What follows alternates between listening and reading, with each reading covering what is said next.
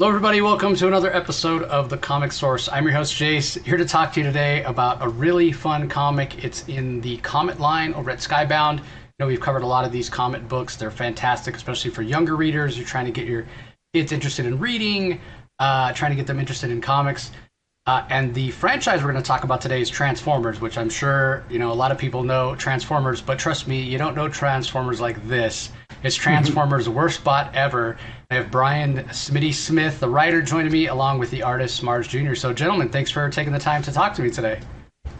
Oh yeah, this is great, man. Thanks for having us. So, let's start off with you, Smitty. Give people an idea of what Worst Bot Ever is about. Obviously, we don't want to spoil too much, but give them an idea of what it's about and why it's maybe not the Transformers they would be expecting. Well, at its core, Transformers' Worst Spot Ever is the story of Ballpoint. He is a Decepticon. He is a Transformer that changes into a ballpoint pen. He thinks he is the best. He thinks he's the worst bad guy there is, and he's got an overly inflated sense of self-worth and confidence, but he's actually pretty terrible at everything. He's not good at being a bad guy, and it's his journey to figure out, like, the story is his journey on him figuring out where he fits in the Transformers universe. Yeah, and it really is laugh out loud funny, and as I said, very suitable for younger readers. But I'm definitely not a young reader, and I got a kick out of it. It was so much fun. So let's throw it over to you, Marz. In terms of coming on to the project, was it something you were approached and excited about? Like, give us a little bit of your idea of how you got involved. Yeah, definitely. Alex from Skybound approached me. I've been a Transformers fan, since I was a kid. Loved the cartoon. Would rush home from school to watch it, and yeah, I loved it ever since. Got a bunch of toys back there from my childhood, and maybe a couple new ones as well. What's so interesting? Because I've talked to different artists that have done Transformers, and it's so interesting. Because Daniel Warren Johnson, when Skybound launched, the regular Transformers line, kind of a soft reboot, he was talking about he never thought he had drawn a straight line before in his life, really, because it's just his art tends to be a little bit more organic. And that's but when you think about Transformers, you really do think of straight lines and very robotic and futuristic and what have you, which that style doesn't necessarily lend itself to humor or young readers. So you had an interesting approach because I felt like it was a good mix. But was that challenging to get that mix of, there's physical humor and what have you and a little more organic, but still needs to be recognizable as Transformers? I had a lot of fun with it. Once I kind of had the designs down, it was, it was kind of easy to fit into the story and to bend them a little bit more than usual or exaggerate certain aspects if needed to make it look funny. And Smitty, you've drawn, you've written humor books previously. So bringing that sensibility to Transformers, I think it really works because it is going to subvert expectations a little bit, which is, like I said, a lot of fun.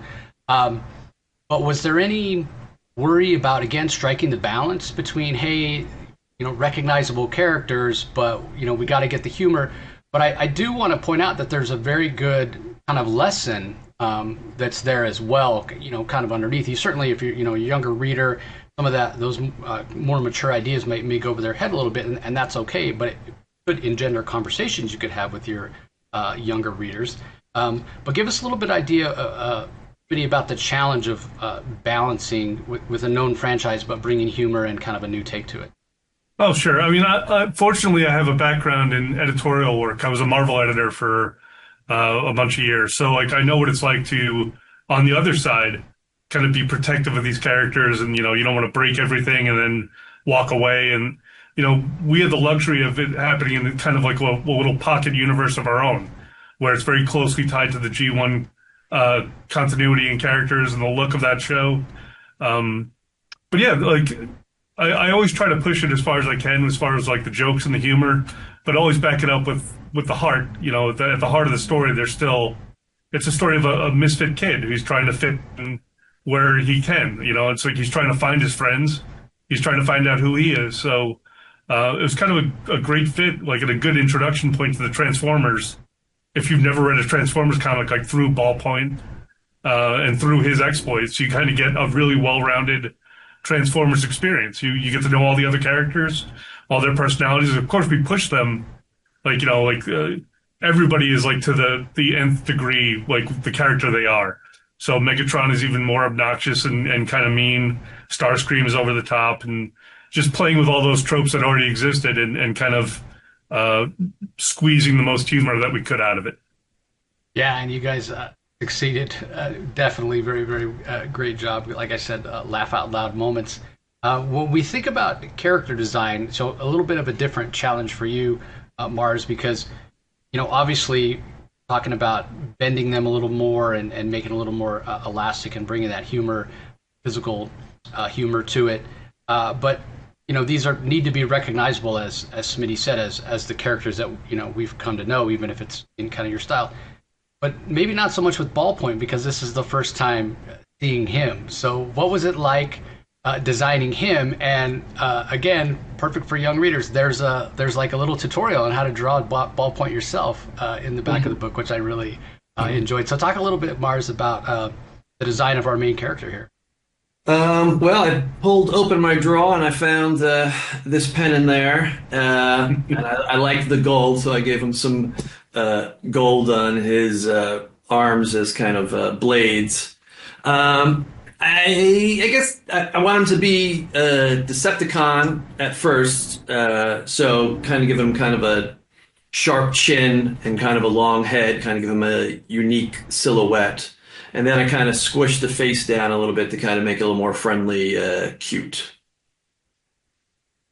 And I tried to design it that maybe if Hasbro liked it, they could make some toys of it. That would be awesome. That would be great.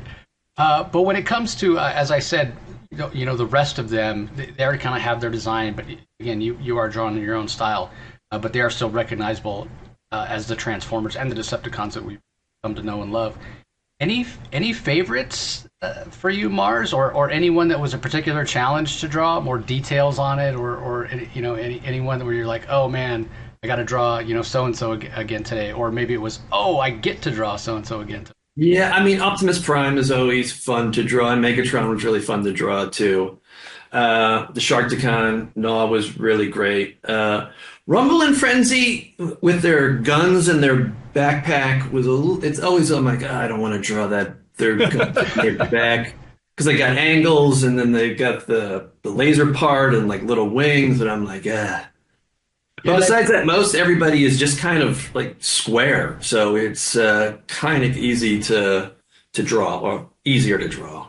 Yeah, any challenges with kind of sizing, because that's the thing that I would assume, and you kind of backed it up. The Rumble and Frenzy would be a little more difficult to get the detail in, because when you want to put them in perspective, they're a little bit smaller. They've got to fit in Soundwave's chest, because we know they're cassettes originally. So a little bit of a challenge there as well. Were you blowing them up on the light box or what have you?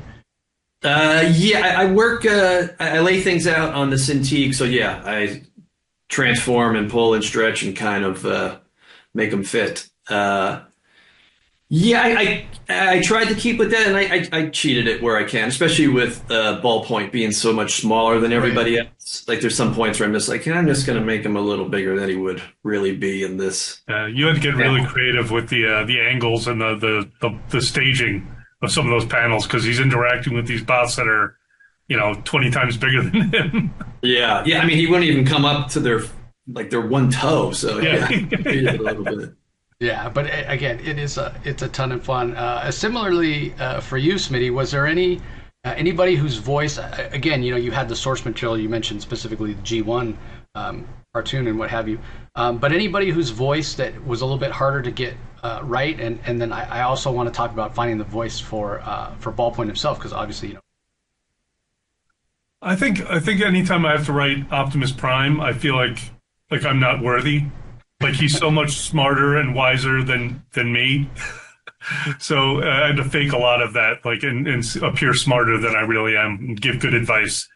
But Ballpoint was always kind of like this I don't know, just like hyper confident, like high school kid who's like just, I'm awesome. Everybody knows it. And it's just, he's oblivious to reality. Like, as many times as he screws up, he just blows it off like it's no big deal.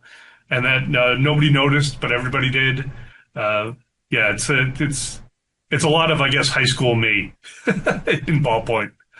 Yeah, I did get that sense, when he's bragging about various things, or nobody saw that. Whatever, like as you mentioned, everybody did. I did feel very high school. I was like, man, we all knew somebody like that, right? That was like, what reality are you living in? Yeah. Because that's not at all what actually happened. But was it all intimidating when you were taking on the project for either of you, like adding a new Transformer, to the canon, to the mythos? I mean, that's huge. That's big. Yeah. I mean, honestly, who knows? Maybe he could show up in a live action someday, even.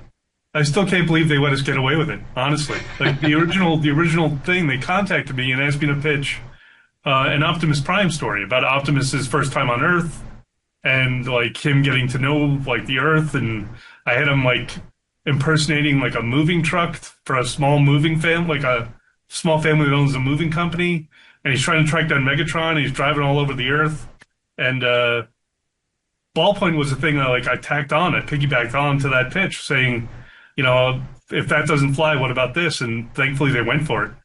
Wow, that's awesome. That's incredible.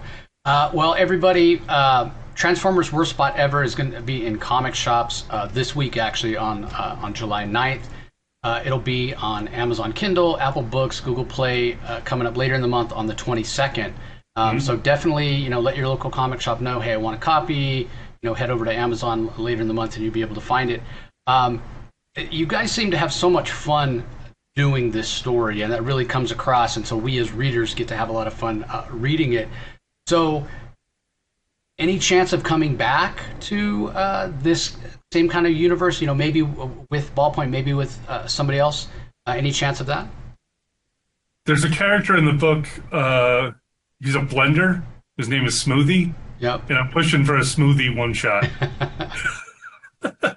No, but there's definitely interest in doing more, and we're definitely going to show up to the party. That's fantastic. Well, again, everybody, highly recommend it. I say all the time, comics are great to share with your younger readers, get them interested in reading bedtime stories, and this is certainly one that's a lot of fun. But there are some themes in here, and they probably happened organically, and maybe you can speak to that, Smitty, as we're kind of closing down here. This idea of belonging, and kind of being true to yourself, and giving people some grace, some empathy, which we all could use a little bit more of these days. So again, I think it's fantastic to share with younger readers bedtime story, that kind of thing. But talk a little bit as we're closing down here, Smitty, about those themes, because I think they are important to start the conversations for younger readers and older readers as well. Well, I mean, actually, Transformers came out. I started paying attention to it when it first came out when I was like 10 years old. So like that's the point in your life where you're starting to figure out, like I said earlier, like who you are and where you fit in, who your friends are, and I didn't try to beat people over the head with that, but that definitely was an important part of my life back then when the Transformers debuted. So it was kind of neat to kind of dive back into that mindset of, oh yeah, like I remember all that. I remember like going to school and you sit at the lunch table with these kids, but maybe I want to sit with those kids instead, and just all those feelings you have when you're young. And I think Ballpoint kind of goes on that journey in this book, trying to figure out where he belongs. Yeah, fantastic. Well said. And the other thing, we mentioned, Marz, you doing this in your own style. Yeah, these are robots at the end of the day, but you are using a little bit of a softer style, so there's plenty of emotion in the faces and the body language as well. I think you really nailed that. So anything that was particularly challenging for that, or was Smitty's script just kind of had that emotion inherent and you just had to kind of follow through? Yeah. It was there, so it was easy to kind of follow through and make funny and goofy and yeah, I think I added eyeballs, which kind of made them a little more expressive that they're not normally in Transformers. Yeah, exactly. So, all right. Well, I'm going to put a link in the show notes, everybody, to the Sybound website where you can go and check out this project, as well as the other books in the Comet line, if you're so interested. So again, it's out in comic shops this week. Look for it later in the month on Amazon and the other platforms that I mentioned. Gentlemen, thanks again for letting me check it out and for chatting with me. Hopefully next time we have you guys on, you'll have gotten some feedback, and we'll find out just how much everybody else enjoyed Worst Spot Ever as well. Awesome, man. Thanks for having us. Yeah, thank you. And to everybody out there joining us, whether you're checking us out on YouTube or the audio-only feed, we really appreciate it. And we'll talk to you next time.